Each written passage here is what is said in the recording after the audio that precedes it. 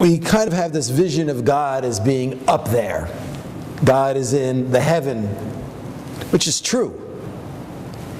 But we have to understand that as part of the process of creating this world, and in order to allow us to exist in this world, God decided not to just keep himself up in the heavens with all of the beautiful and perfect holiness of what being God means. But God brought himself down to this world, lowered himself into this world, and he did that out of his love for us. There's a very interesting comment in the Zohar that brings us out so beautifully. And the Zohar is commenting on the word Bereshis, which is the first word of the Torah. It's generally translated as in the beginning.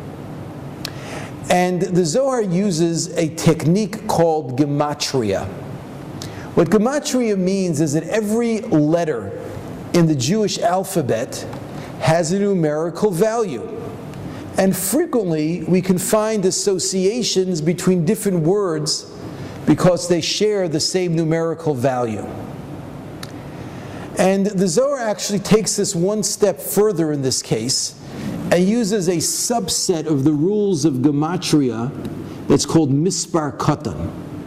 What mispar katan means is that if you have a letter whose numerical value is greater than 10, because the way it works is we have numbers 1 through 10, and we've got counting by tens, 10 through 100, and then counting by hundreds, 100 through 900. That's the full complement of the gematria of all the letters. And when you use this technique called mispar katan, in that case you don't look at tens or hundreds. And therefore if you've got a letter whose gematria is 600, you're going to look at it as if it's a 6. If you've got a letter whose gematria is 80, you're going to look at it as if it's only an 8. Using this idea, let's examine now the word Bereshis. In the beginning, the first word, the first step of God's act of creating the world, and let's see what its mispar katan is.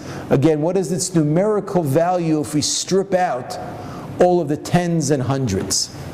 So the first letter of Bereshis is the Hebrew letter Beis, which is 2.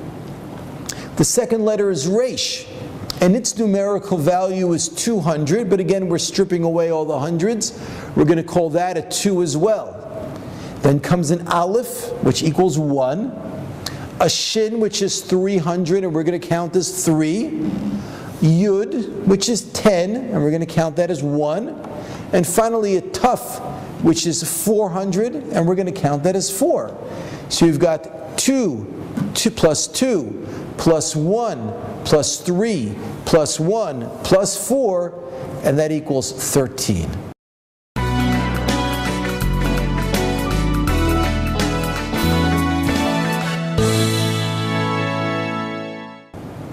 And then the Zohar says that that is the identical gematria that has the same numerical value as the Hebrew word ahava, love.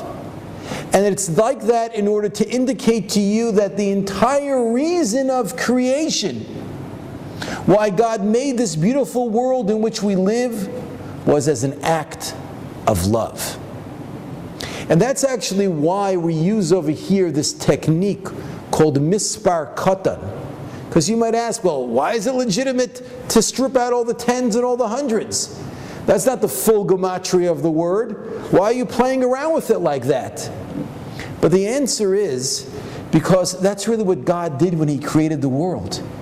He didn't create the world with all of His great and manifest presence. Because if God had, there couldn't be any existence. We could not exist in the face of the full force of God's holiness and God's power.